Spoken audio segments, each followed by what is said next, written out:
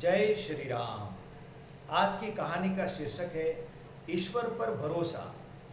यानी कि हम ईश्वर पे भरोसा रख के कोई भी कार्य करें तो हमारा कार्य अवश्य सफल होता है। तो ईश्वर के भरोसे को हम इस कहानी के माध्यम से समझेंगे कि ईश्वर पर भरोसा रखने से हमें क्या फायदा होता है। पुराने जमाने की बात है, पुराने समय की। एक राजा था जिसके पुत्र नहीं था। तो राजा और रानी को हमेशा यही चिंता सताए रहती कि हमारे राज्य में सब सुख सुविधाएं हैं, महल है, सब कुछ है, नौकर चाकर, लेकिन पुत्र नहीं है तो हमारा वंश आगे कैसे चलेगा। तो उन्होंने मंत्रियों से, तांत्रिकों से, सबसे इधर उधर पूछा।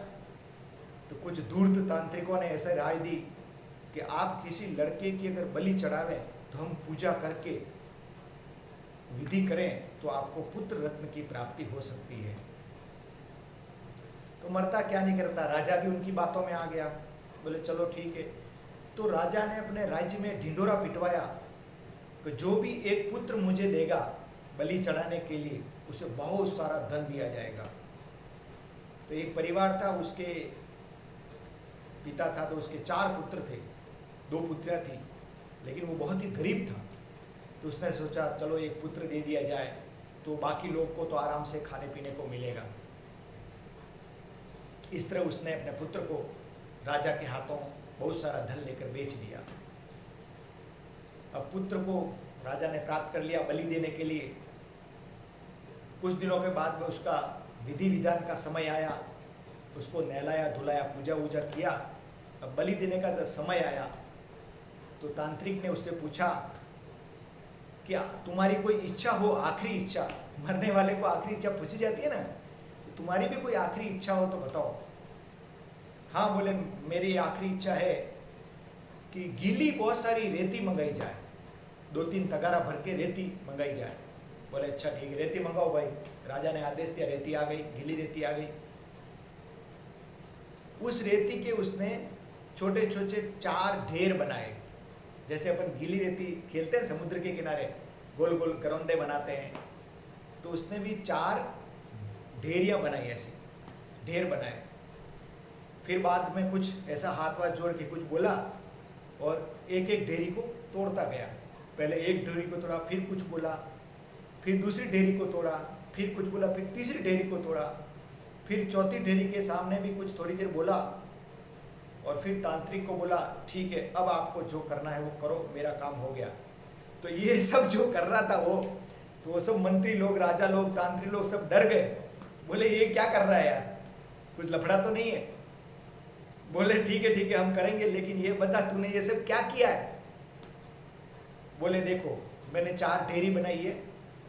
ये पहली ढेरी मेरे माता पिता के नाम की है, इसको मैंने तोड़ दिया, यानी कि माता पिता ने मुझे बेच दिया, उन्होंने मेरी रक्षा नहीं की और बेच दिया, बलि चढ़ाने के लिए बेच दिया, इसलिए मैंने उनको तोड़ दिया। वो हमारे कुछ काम के नहीं है संसार में।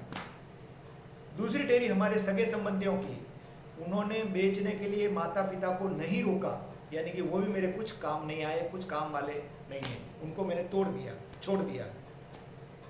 तीसरी ढेरी ये स्वयं राजा के नाम की। राजा इस सारे राज्य का संरक्षक होता है, रक्षा करने वाला होता है, प्रजा का पालक होता है, और वो राजा ही मेरी बलि चढ़ा रहा है। इससे बड़ी हंसने वाली बात और क्या होगी। इसलिए मेरा राजा भी मेरे कुछ काम का नहीं है, इसलिए उसको भी मैंने तोड़ दिया। बोले चौथी ढेरी क्या है। हाँ, ये चौथी ढेरी जो है ईश्वर और सदगुरु के नाम की है, लेकिन मुझे पूरा भरोसा है ईश्वर मेरी रक्षा अवश्य करेगा, क्योंकि मैं रोज भजन ध्यान करता हूँ।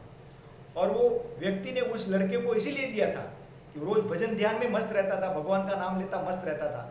तो उस व्यक्ति ने सोचा कि ये कुछ काम धाम करता नहीं, अपने परिवार में नौकरी धंधा खेती वेती कुछ करता नहीं, इसको ही दे दो। तो उसने बोला मैं भजन ध्यान करता हूँ रोज, इसलिए मुझे पक्का विश्वास है कि मेरा ईश्वर सहायता करेगा। तो राजा को ये बात सुन के बड़ा अजीब आश्चर्य हुआ। बोले यार इतना छोटा बच्चा है और इसके अंदर इतनी अकल, अब हम इसकी बलि देंगे और क्या पता पुत्र रत्न की प्राप्ति हो नहीं हो, कोई 100% भरोसा तो है नहीं, तो क्यों नहीं इसी को पुत्र बना लिया जाए। तो राजा ने आदेश दिया मत दो इसकी बलि, इसी को मैं पुत्र बना लेता हूँ। तो उसी को पुत्र बना लिया और राजकुमार घोषित कर दिया, यही हमारा राजकुमार है, ये हमारा पुत्र है, आगे हमारा, और उसको राजकुमार की पदवी मिल गई। तो इस कहानी का शिक्षा ये मिलती हमको, जो ईश्वर पर भरोसा रखता है, अपने गुरु पर भरोसा रखता है, तो ईश्वर उसको कहाँ से कहाँ पहुँचा देते हैं। इसलिए आप सबसे निवेदन है कि हमेशा ईश्वर पर भरोसा रखें। हमारी कोई भी कठिन घड़ी आती है उस समय हमारी ईश्वर अवश्य सहायता करते हैं। अगर रोज आप ईश्वर को याद करते हैं, ईश्वर का भजन ध्यान करते हैं, तो ईश्वर हमारी सहायता करने के लिए अवश्य आते हैं। सूक्ष्म रूप से कोई न कोई जरिया बना के आ जाते हैं और हमारी मदद करते ही। मेरा तो खुद का अनुभव है ही, मेरी तो कई बार भगवान ने मदद की। इसलिए आप भी ईश्वर का भजन करें और अपने जीवन को सफल बनाएं।